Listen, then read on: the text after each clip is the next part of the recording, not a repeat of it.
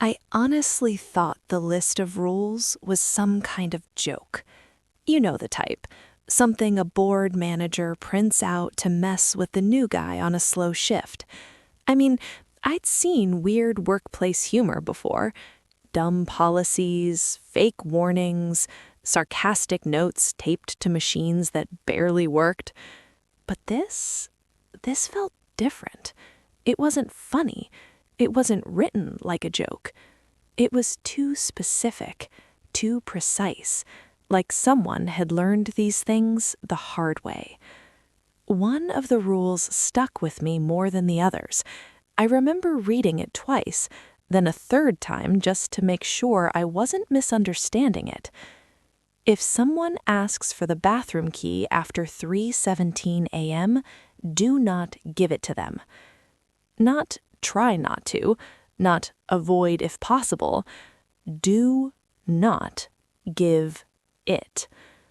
I actually laughed when I read that one, out loud, alone in that quiet gas station, somewhere in the middle of nowhere, with nothing but empty road outside and flickering lights above me. Because, seriously, who writes something like that? Who even comes up with 3:17? Why not 3 or 3:30? Why that exact minute? At the time, I figured it was just part of the act, part of whatever weird culture this place had. Maybe they liked messing with new employees. Maybe they wanted to see if I'd play along. So I folded the paper, stuck it under the counter, and didn't think much of it.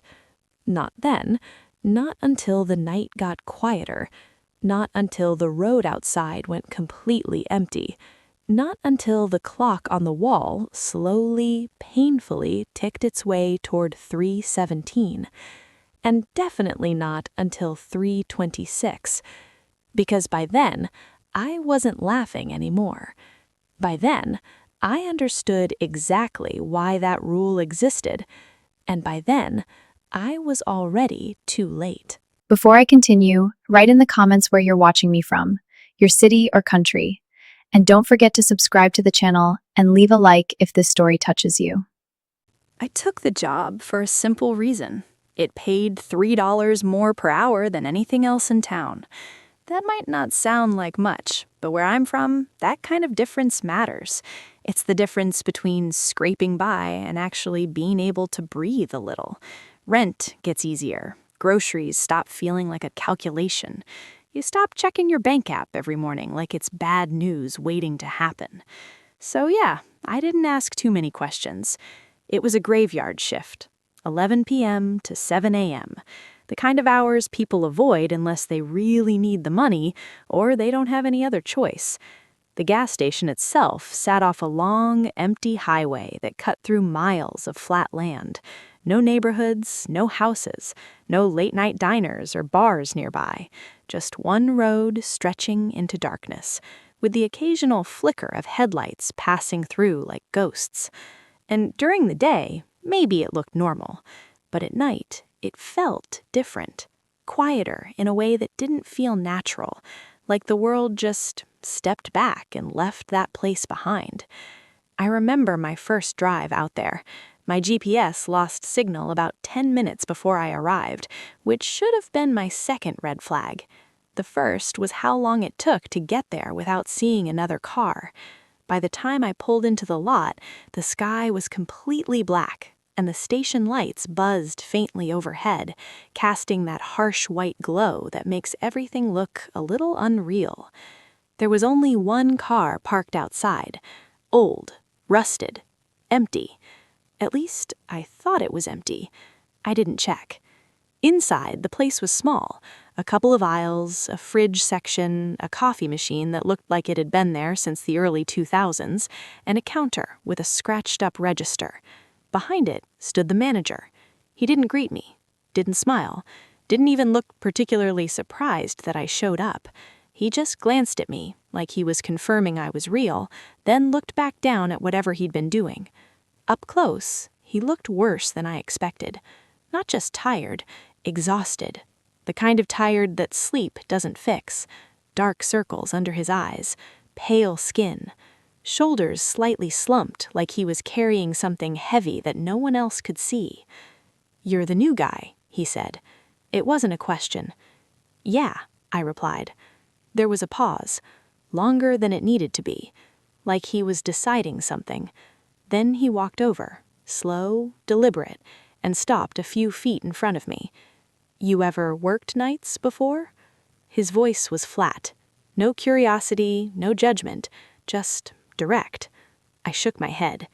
"No." Another pause. He studied me for a moment, not like a manager looking at an employee, but like someone trying to figure out how long something would last. Then he nodded just slightly. "You'll learn fast."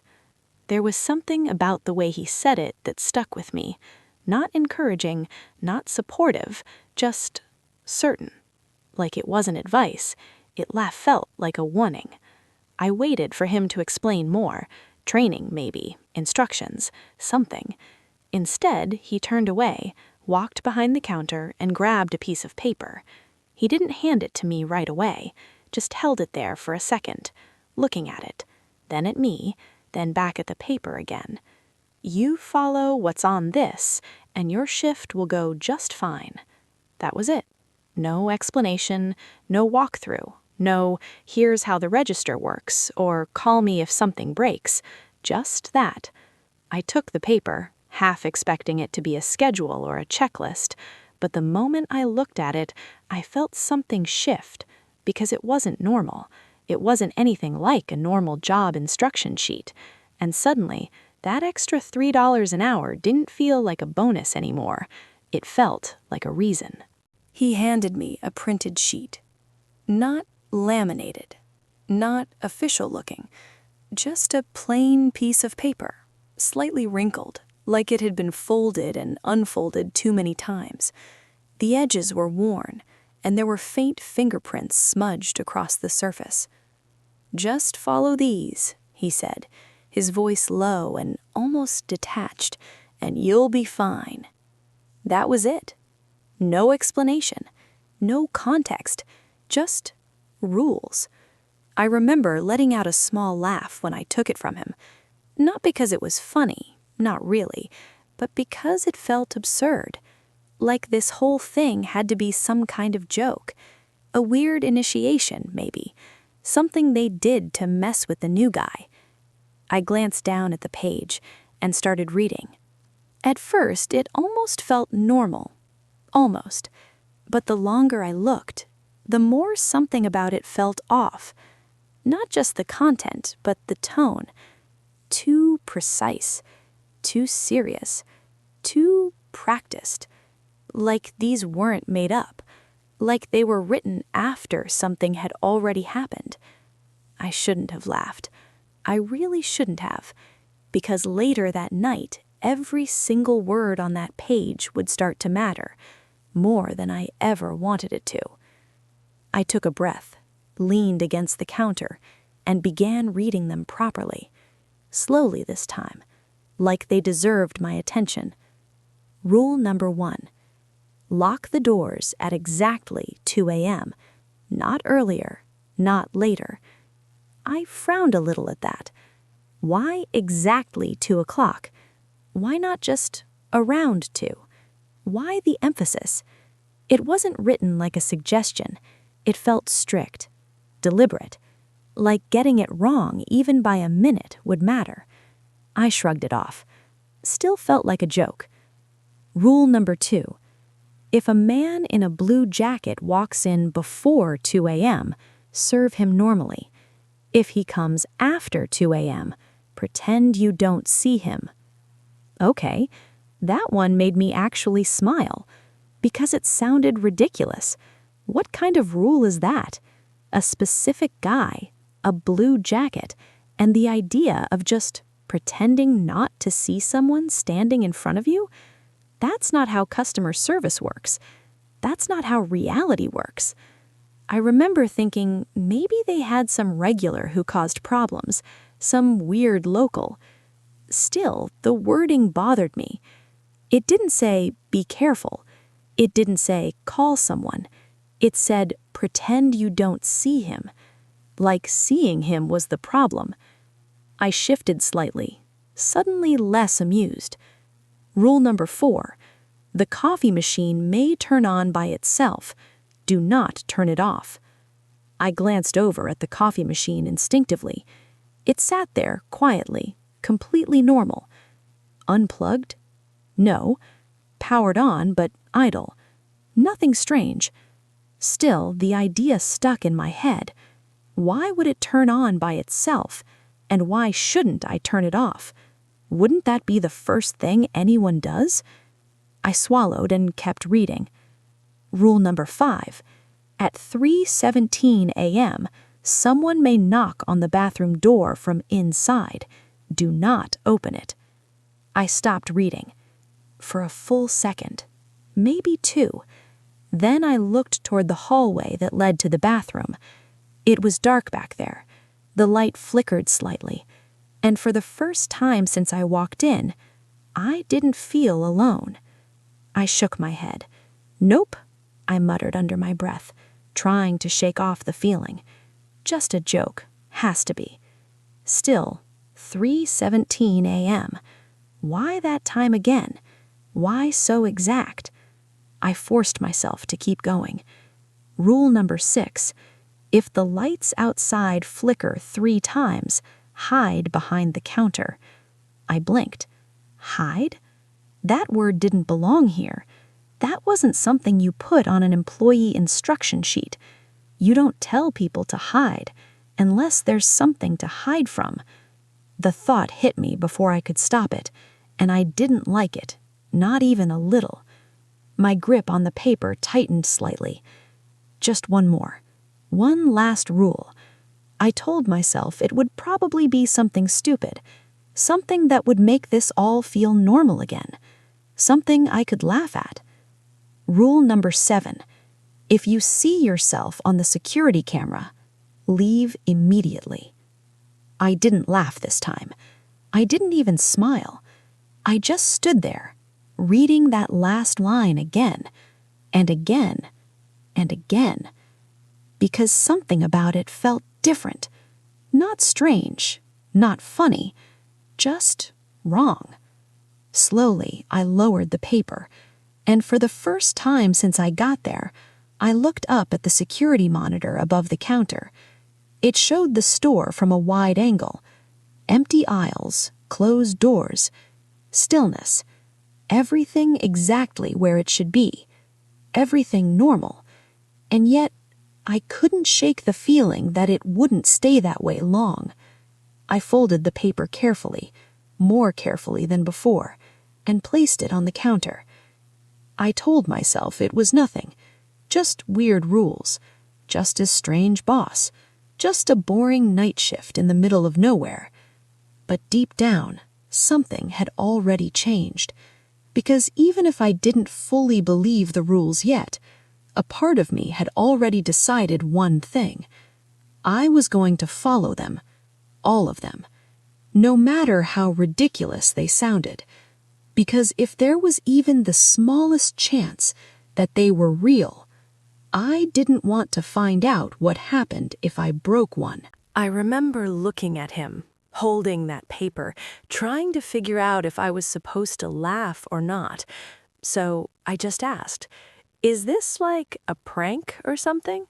I even gave a small smile, like I was giving him a chance to break character, to admit it, to say, "Yeah, we mess with all the new hires, don't worry about it."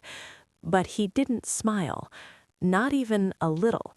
He didn't roll his eyes, didn't chuckle, didn't react the way a normal person would when you call out a joke. He just looked at me, for a second too long, then said, "No," flat, calm, final. And before I could say anything else, before I could even decide how to respond, he turned around and walked out, just like that. No goodbye, no good luck, no call me if you need anything. The door closed behind him with a soft click, and then it was just me, alone, in that gas station, in the middle of nowhere. That should have been my first red flag. Honestly, it probably was, but I ignored it. Because people do that. We ignore things that don't make sense, especially when the alternative is admitting that something might actually be wrong. So I shook it off, told myself he was just weird, tired, socially awkward maybe, and I got to work. For the first hour or so, nothing really happened. A couple of cars passed through, normal customers, a guy buying chips and a soda, a woman who didn't say a word, just paid and left. Everything felt ordinary, and slowly I started to relax. The rules felt less serious, more like a bad joke again. I even caught myself thinking I'd laugh about it later, tell someone how strange that place was, how dramatic the manager had been. But then, things started to change. Not all at once, not in a way that you immediately notice. It was gradual, subtle, the kind of change that creeps in quietly until suddenly you realize something isn't right. The first thing I noticed was the road. At some point, I looked up through the front windows and realized I hadn't seen headlights in a while. That wasn't unusual by itself. Traffic was already pretty light out there, but still, there were usually at least a few cars every now and then, a truck, a late-night driver, someone passing through. But now, nothing. I checked the clock. 1:40 a.m. I stood there for a moment, just watching the road, waiting, expecting to see something, anything. But it stayed empty, completely empty, like the world outside had just paused. I told myself I was overthinking it, that it was just a slow night, that's all. Still, something about it didn't feel right.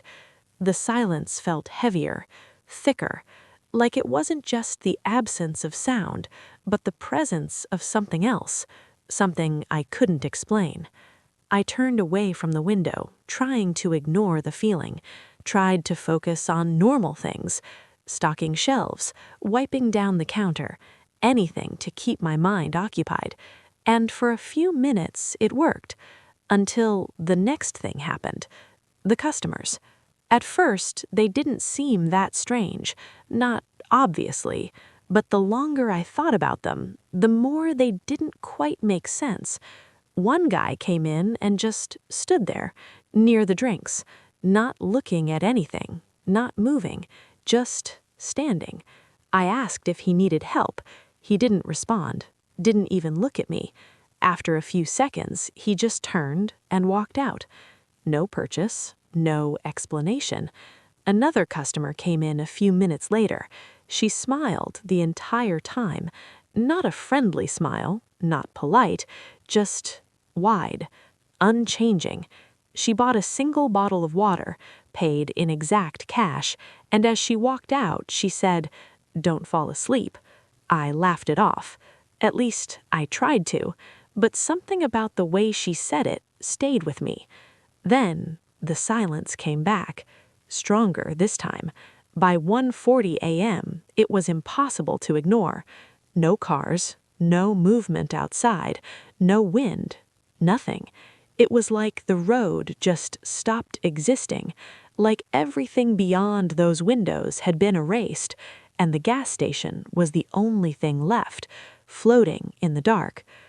I found myself staring out again, longer this time, trying to see something, trying to prove to myself that the world was still there, but all I saw was empty road and darkness stretching far beyond it. That's when I felt that quiet, creeping tension, the kind that doesn't come from anything you can see, but from something you can feel, deep in your chest, like a warning, soft but persistent. I didn't understand it yet, not fully, but for the first time that night, I stopped thinking about the rules as a joke, because something was changing, and whatever it was, it had already started. At exactly 1:57 a.m., the door opened. Not loudly, not dramatically, just a quiet, almost polite click, followed by the slow creak of hinges that probably hadn't been oiled in years. I remember looking up automatically, expecting something normal. Another tired driver, a late-night customer, something ordinary. But the moment I saw him, something felt off. A man walked in. Blue jacket. That was the first thing I noticed. Not his face, not his height, not even the way he moved. Just the jacket. Bright enough to stand out, but not in a way that felt natural.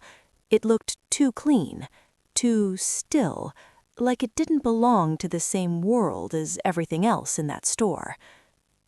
He didn't look at me, not once, didn't nod, didn't acknowledge me, didn't even hesitate. He just walked straight past the counter and headed toward the fridge. Slow, steady, deliberate, like he already knew exactly where everything was, like he'd done this before. I felt something shift in the air. It's hard to explain. It wasn't a sound. It wasn't something I could see. But suddenly, I felt cold. Not the kind of cold you get from air conditioning, not draft, not something physical. It was deeper than that. Like the temperature didn't just drop in the room, it dropped inside me. A slow, creeping chill that ran through my chest and settled somewhere in my stomach. And then I remembered. Rule number 2. If a man in a blue jacket walks in before 2 a.m., serve him normally. I glanced at the clock. 1:57. 3 minutes. That's all it took for that stupid piece of paper to stop being funny. 3 minutes, and suddenly it mattered. I swallowed, tried to steady myself. Okay, I thought. He's here before 2. Just treat him like a normal customer. That's what the rule said. Normal. I could do normal, right? I watched him from behind the counter as he opened the fridge. The light inside flickered slightly as the door swung open.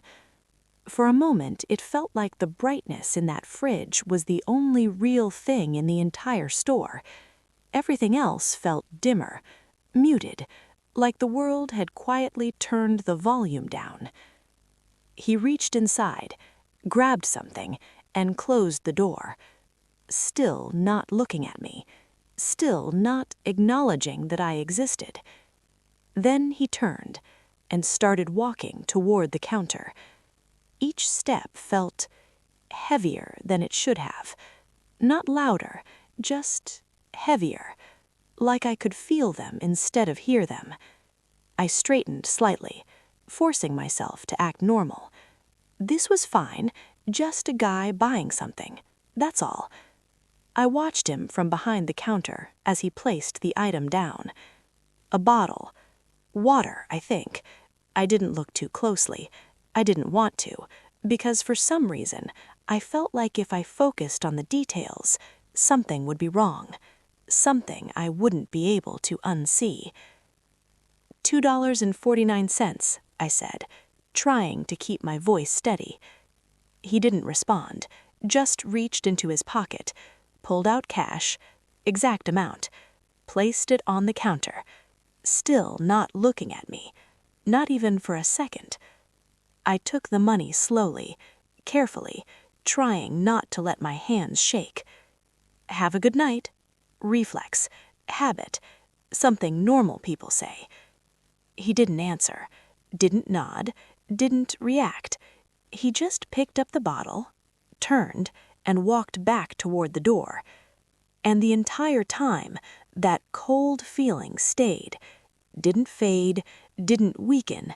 It just lingered, like it was attached to him.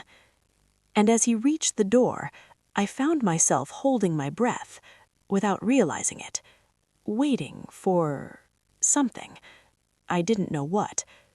He opened the door, stepped outside, and disappeared into the dark.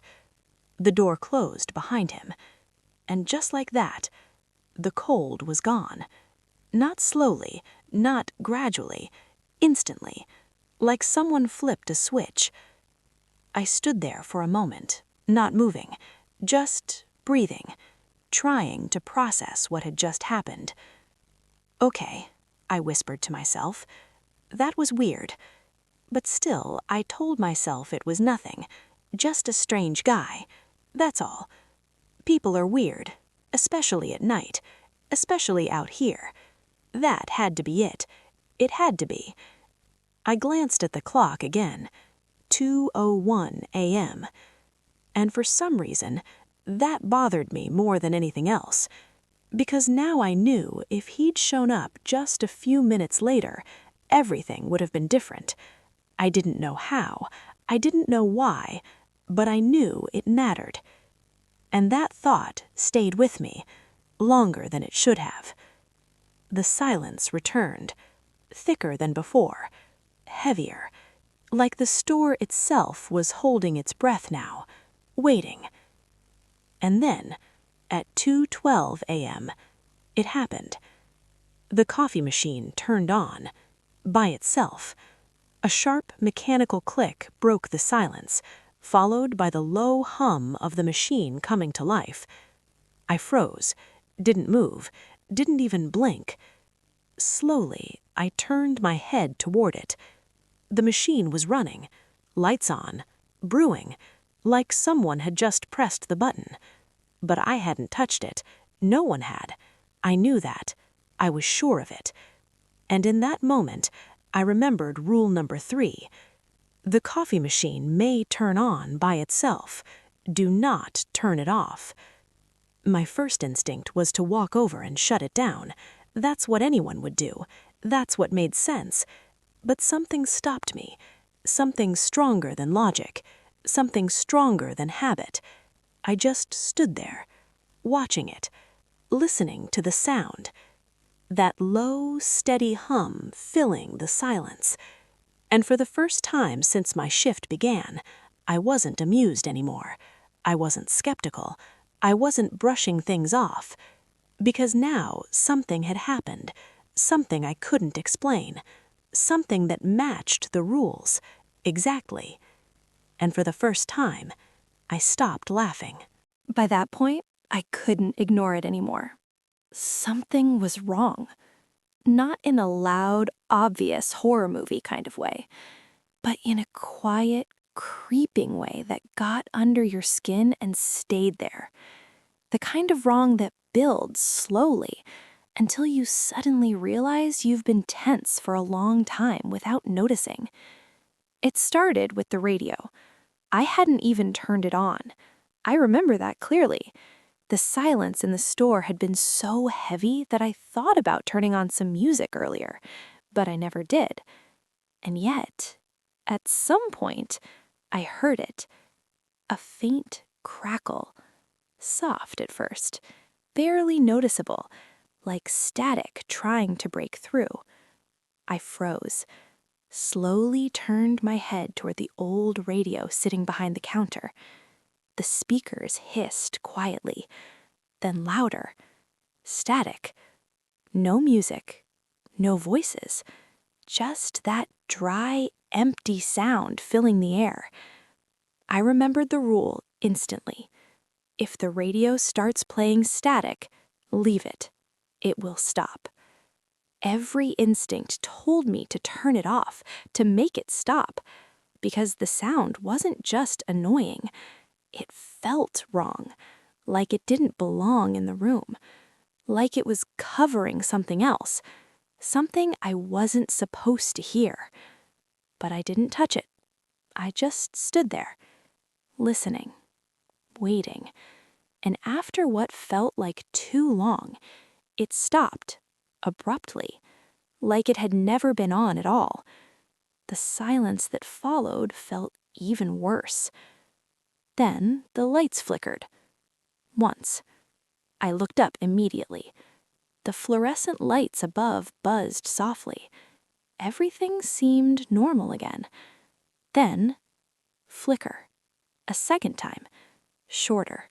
Sharper. My chest tightened. Rule number 6. If the lights outside flicker 3 times, hide behind the counter. I slowly turned toward the windows. The darkness outside stared back at me. Still.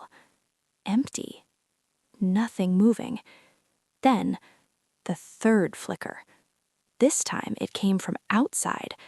The lights above the pumps blinked. Once. Twice. 3 times. My body reacted before my brain did. I dropped down behind the counter, heart pounding, breathing shallow. I didn't know what I was hiding from. I didn't want to know. I just stayed there, waiting. Seconds passed. Or minutes. I couldn't tell anymore. Everything felt stretched, distorted. Eventually, the lights stopped flickering. The hum returned. Normal, or something close to it. I stayed where I was for a moment longer. Then, slowly, carefully, I stood back up. Nothing. Everything looked the same, but it didn't feel the same. Not anymore. Then, I heard it. A sound. Soft. Distant. But unmistakable. A knock. I froze. It came again. Knock. Knock. My eyes moved slowly toward the hallway, toward the bathroom. My throat went dry. No, no, no, no. I already knew what time it was. I didn't want to check, but I did anyway. 3:17.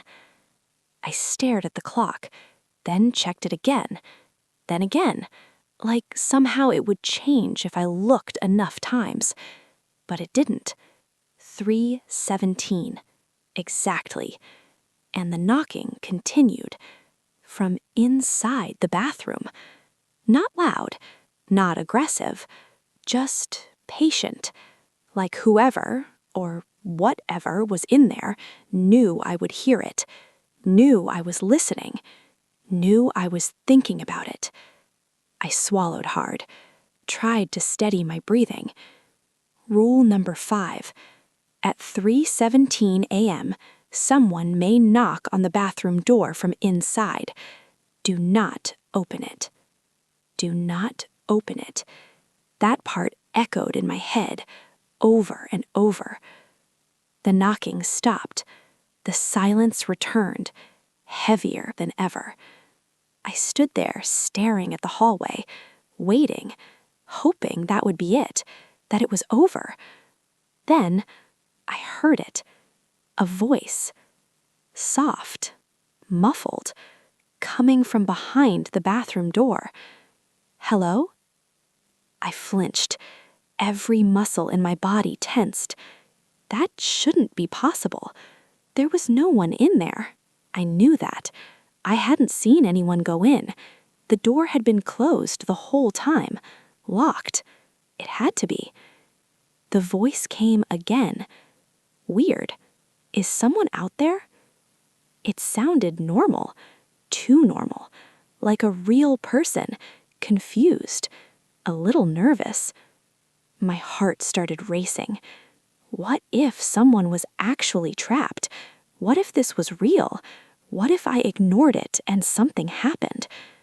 I took a step forward, then stopped. The rule: don't open it.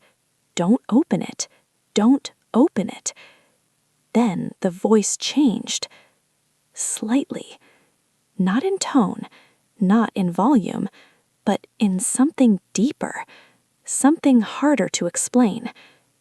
Can you let me out? I froze completely, because this time I recognized it. That voice was mine. Not similar, not close, exact. The same rhythm, the same tone, the same way I spoke, like I was hearing a recording of myself from the other side of that door. My chest tightened. My mind tried to reject it. No, I whispered. That's not possible. But the voice came again, calm, patient, familiar. "Hey, it's me." A pause. Then, "Just open the door." I couldn't move, couldn't think. All I could do was stand there, staring at that door, knowing one thing with absolute certainty. Whatever was on the other side was not me. And if I opened it, something was going to go very, very wrong. I knew the rule. I knew it the moment I stepped closer to that door. It wasn't unclear, it wasn't vague, it wasn't something I could twist or reinterpret to make myself feel better. Do not open it. Simple, direct, final. And yet, I was standing there anyway, right outside the bathroom, hand hovering near the handle, heart pounding so hard I could feel it in my throat, because there was something stronger than the rule, something louder, something more dangerous. Doubt. What if it was real? What if someone actually got stuck in there? What if this was all just some twisted coincidence and I was about to ignore a real person asking for help? The voice had sounded so real, so familiar, too familiar. That was the problem. That was the part that didn't make sense. But somehow, my brain tried to justify it anyway, tried to make it normal, tried to find logic where there wasn't any. It's just stress, I told myself. Long shift, weird night, you're overthinking. I reached for the handle. Stopped. Pulled my hand back. No. I shook my head. This is stupid. I stepped back. Just one step. Trying to break away from it. Trying to listen to the rule. Trying to trust it. Then, the voice came again. Softer this time. Almost hurt. "Why are you doing this?" My chest tightened. "Come on, I know you're out there." Silence. Then, "I'm stuck." That did it. That one word. Stuck. Something in me snapped, because if there was even a chance, even the smallest chance that this was real, I couldn't just walk away. I couldn't ignore it. Not like that. Not knowing. Not hearing that. I stepped forward again. Slowly. Like my body had already made the decision, and my mind was just catching up. My hand moved toward the handle. This time, I didn't stop. I wrapped my fingers around it. Cold. Colder than it should have been. I hesitated. Just for a second. One last moment where I could still walk away. Where I could still pretend none of this was happening. Where I could still follow the rule. Then, I turned the handle. A quiet click. The lock released. And just like that, I had broken the rule. The door creaked open slowly, too slowly, like something on the other side was resisting or waiting. I pushed it wider. Every inch felt heavier than it should have, every movement deliberate, controlled, like the world itself had slowed down just to make me feel it. The bathroom light flickered once as the door opened, then steadied. I looked inside and froze. There was no one there. No movement, no sound, nothing. Just an empty bathroom, exactly the way I remembered it. For a second, relief hit me. Sharp, immediate, almost overwhelming. "See?" I muttered under my breath. Nothing. But then, I noticed the mirror. It was mounted above the sink. Old, slightly stained around the edges. The kind of mirror you don't really pay attention to. Until you do. Because something about it felt wrong. Not broken, not dirty, just off. I stepped inside, slowly, drawn toward it without fully understanding why. My reflection came into view, and at first, everything looked normal.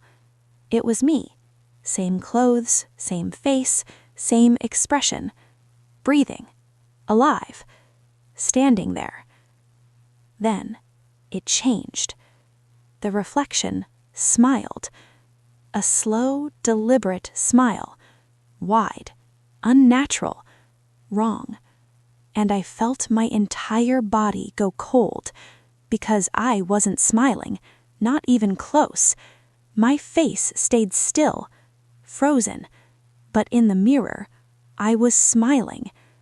I staggered back slightly, my heart racing. "No," I whispered, "that's not—" The reflection didn't move with me, not immediately. It stayed where it was for just a fraction of a second too long, still smiling, still watching me. Then it stepped forward, closer to the mirror, closer to me. But I hadn't moved. I hadn't taken a step. I hadn't done anything. And yet, there it was, right in front of me, closer than it should have been. The smile stretched wider, too wide, like it didn't belong on a human face, like it didn't belong on my face. And in that moment, I understood something, deep, instinctive, absolute. That wasn't a reflection. That wasn't me. And opening that door was the worst mistake I could have made. I don't remember deciding to run. 1 second I was standing there, staring at that thing in the mirror, and the next, I was moving. Fast. Out of the bathroom. Back into the main store. Like something deep inside me had taken over. Like instinct had finally kicked in. Get away. That was the only thought in my head. Just get away. I stumbled slightly as I came out, catching myself on the wall before pushing forward toward the counter. My breathing was uneven, sharp, too loud in the silence. I didn't look back. I couldn't, because I knew if I turned around, I might see it following me, or worse, standing where I had just been. I reached the counter and grabbed onto the edge of it, trying to steady myself. "Okay," I whispered, barely able to hear my own voice. Okay, think."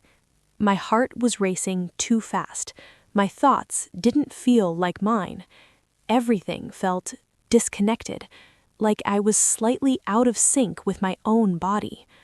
Then I looked up, and that's when I saw it. The security monitor, mounted in the corner above the register, grainy, black and white, showing every angle of the store. I don't know why I looked. Maybe I was searching for reassurance, proof that everything was still normal, proof that I was alone. But what I saw instead made everything worse. On the screen, I was still standing at the bathroom door. I froze, completely, my breath caught in my throat. Because it wasn't a reflection. It wasn't delayed footage. It was live. I knew it was live. And on that screen, I hadn't left. I was still there, standing in the hallway, facing the bathroom, perfectly still. I slowly looked away from the monitor, down toward my own hands. They were gripping the counter, shaking. I could feel the surface under my fingers. I could feel my heartbeat. I was here. I knew I was here. So then, what was that? I forced myself to look back at the screen, slowly, carefully, like I was afraid it would change the moment I saw it again. But it didn't. It was still there, still me, still standing. Then, it moved. Not a lot, not suddenly, just enough. The version of me on the screen tilted its head slightly, like it was listening or thinking or noticing something. And a cold wave ran through my entire body, because I hadn't moved, not even a little. My head was still, my body was still, but on that screen, I was moving. And that's when it hit me. Rule number 7. If you see yourself on the security camera, leave immediately. The words echoed in my head, louder than anything else. Leave immediately. Not wait, not think, not question it. Leave. Now. I should have run. I should have turned around, pushed through the door, and never looked back. That's what the rule said. That's what every instinct should have told me to do. But I didn't. I couldn't. Because I couldn't stop watching it. There was something about it. Something hypnotic, terrifying, but impossible to look away from. Because I needed to understand. I needed to know what it was, what it wanted, why it looked like me. And as I stood there, frozen in place, the version of me on the screen slowly turned its head, not toward the bathroom, not toward the hallway, toward the camera, toward me. The movement was unnatural, too smooth, too controlled, like it wasn't limited by anything human. And then it stopped and looked directly at me, not through the camera, at me. I felt it, that connection, like it knew exactly where I was standing, like the screen wasn't a barrier, like it could see me just as clearly as I could see it. My chest tightened. I couldn't breathe. The air felt thick, heavy. And then it smiled. The same smile, the one from the mirror. Wide, wrong, not human. And in that moment, I understood something I wish I hadn't. It wasn't trapped in the bathroom. It wasn't stuck in the mirror. It wasn't even inside the camera. It was everywhere. And it had seen me, really seen me. And now it knew I wasn't leaving.